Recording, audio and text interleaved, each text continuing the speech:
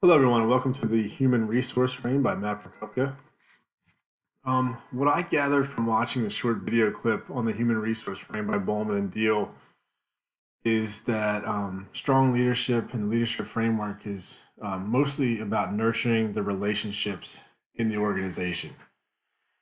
What stood out to me when watching that video was the organizations exist to meet human needs.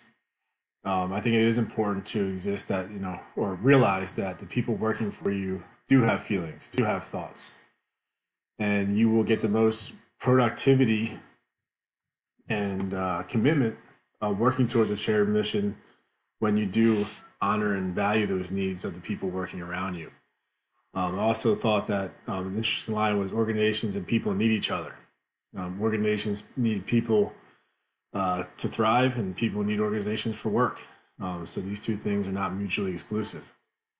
And I do think nurturing the values and making people feel like that they're part of the team and valued is very important to having a strong organization and being a strong leader. Promoting participation, very similar to the democratic and participative leadership when we were studying those leadership theories in the earlier modules. I think it's really important to involve all stakeholders in the decision-making process. That allows everybody to have a shared vision. Everybody's working towards one goal. Everybody feels vested in the mission and the goals that people are striving to achieve, and it creates a healthier work environment. And lastly, the leader themselves in the human resource frame is more of a servant and a catalyst. Moves the process forward. A catalyst in chemistry is something that speeds up a reaction. In leadership, in an organization, a leader can make sure that the group stays focused, is working towards goals, meeting deadlines, and make sure those relationships are being valued, being nurtured, and taken care of, so the team is working at maximum efficacy and productivity. My hierarchy, I thought a good amount about. I tried the pyramid. I wanted to put myself at the top, and I would have students right below it, then teachers.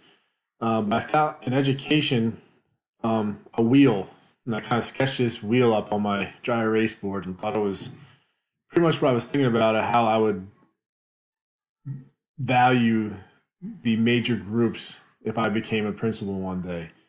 So I made it based off like an old school wheel with students at the center, because the metaphor that everything revolves with the wheel around students in education. That's why I put them at the center. All the major groups, whether it be teachers, parents, office staff, maintenance, and community, are all striving to hopefully make the lives of the students in their district and community that much better. So as the principal, you kind of lose touch, everyday touch with the students in the classroom. Now, you see them in the hallways, you can greet them, you see them at athletic events, and if you're a good principal, you can make yourself known at these type of events. But you have to make sure the people that are in direct contact with the students are exhibiting and demonstrating that shared vision and principles that you want to instill upon the students. So at any point, any one of these groups could be the most important group of that day. I think it's an ever-changing wheel, and that's why I made it look like a Wheel of Fortune wheel with a little ticker at the top. Is on most days, yes, maybe teachers will be who I deal with the most. They'll report directly to me. Any kind of new initiatives will be communicated directly with teachers. But if we're trying to start a new initiative, or if we're having trouble within the school about a certain issue, I could spin that wheel and community and parents could be at the top. You have to make sure that all of these groups feel valued, feel like they're part of the community, or part of the fabric that is the school. And to be an effective principal, you will at some point or another have to rely on every one of these groups to have a healthy school environment. Just for an example, we were having a homecoming dance in October, and we put it on work order to get the security lights off in the cafeteria. The regular lights went off no problem. The security lights stayed on, so there was 4 lights on that were hooked up to the generator, impossible to get it off.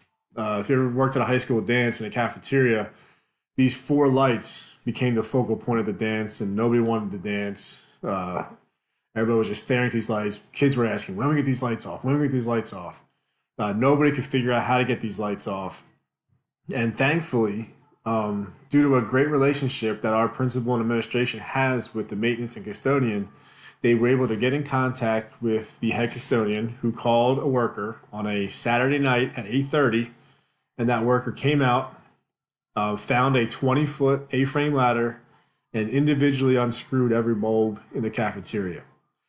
The kids cheered like they just won a state championship every time one of those bulbs went out, and it made their night. So that basically shows how this wheel can be so imperative to have a great education relationship. The maintenance custodian down here on the left became the focus of the principal, so spun up to the top.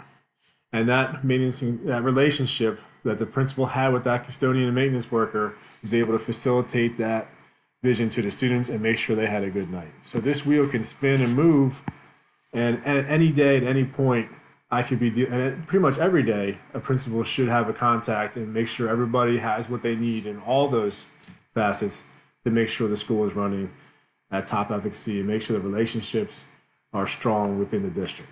So a little bit unconventional to not have a pyramid, but I think this wheel with the spokes shows how education needs to be a revolving wheel.